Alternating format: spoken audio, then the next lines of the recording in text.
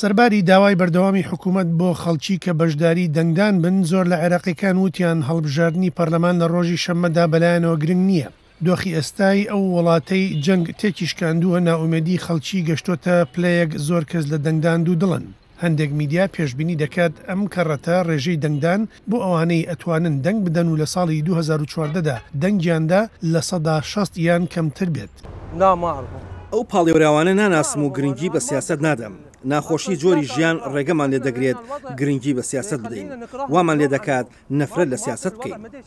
لە 4 ساڵی ڕابردوودا بەرفراوانبوونی دەوڵەتی ئیسلامی لە وڵاتەدا بووە هۆی جەنگێکی سەخت و سستی ئابووری و دابەزینی ئاستی بژێوی. بەردەوامبوونی گەندەڵی سیاسی و ڕکەبەری پارتەکانی ناوخۆ دۆخەکە سەختتر دەکات. سەرباری زۆری پۆستەرەکانی هەڵمەتی هەڵبژاردن لە وەتای دەی مانگی 4ەوە لە شەقامەکانی بەغدای پایتەختی عێراق دەنگدەران دەڵێن گرنگی بە دەنگدان نادەن.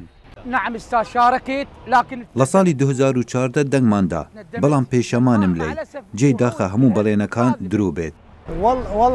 لەو باوەڕەدا نیم ئەم پاڵێوراوانە هیچ گۆڕانکاریەک بکەن. پروپاگەندە تەنها کارە دەتوانن بیکەن. ئەگەر هەڵبژێردان هیچ گۆڕانکاری ناکەن. هەمان پاڵێوراوانی هەڵبژاردننی پێشوون ئەم جارەش خۆیان لەم هەڵبژاردنەدا پاڵاوتووە.